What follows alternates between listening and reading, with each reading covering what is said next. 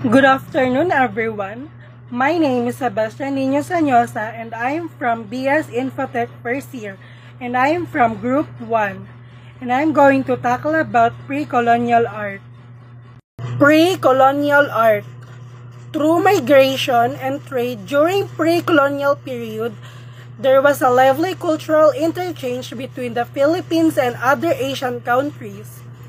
This helped Philippines to develop their own way of living, their own culture such as pottery, weaving, wood carving, jewelry, etc. that they could use for their everyday living.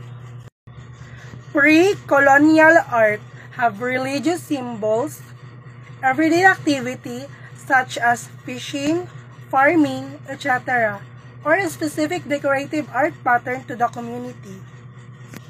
The pre-colonial art were for ritual purposes or everyday use only. As local communities were established, art starts to go beyond mere craft, stone weapons, or jewelry, but starts to have decorative elements, meaning, and context. It has either the influence of local religion, animistic, or Islamic base. It is also revealed the mastery that attests to the high level of artistic skills that pre-colonial art has. Pottery. Pottery become more associated with objects for daily use, such as the palayok for cooking and the banga and tapayan for storing liquids. In Ilocos, the making of bumay pottery continues as a lively tradition. Filipino pottery formed and decorated their vessels in a variety of ways. Often, potters in one community or region made a few characteristic styles of pots. Pots were tools for cooking, serving, and storing food, and pottery was also an avenue of artistic expression. Weaving. The Cordillera groups of the North are well known for the art of weaving.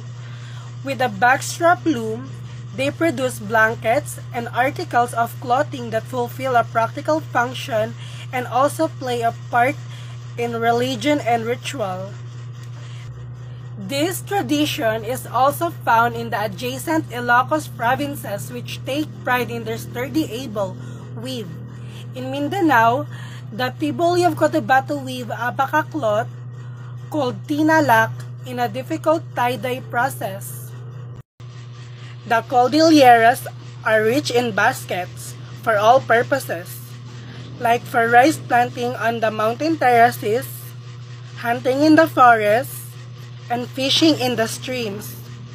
Other woven art pieces are baskets, hats, and fans. Wood carving.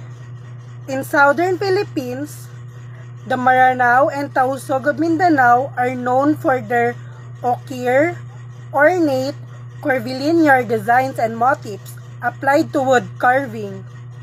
The principle of ochre designs are the sarimanok is the stylized design of a bird holding a fish in its beak or standing on a base in the shape of a fish.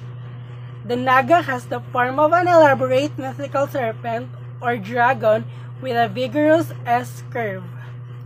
The Paco Rabong is a stylized growing fern with a broad base gracefully tapering upwards. Jewelry. Jewelry, another ancient art, began as amulets and charms to ward off evil spirits and to give supernatural powers to the wearer. Later, jewelry assumed a purely ornamental character. The Cordillera groups have an ancient amulet design called the Ling-Ling-O, said to signify fertility. This is found in necklaces, rings, and earrings. Jewelry to religious beliefs and to social function. Body ornaments are worn to please the gods, to signify the status of the wearer, and enhance her charms.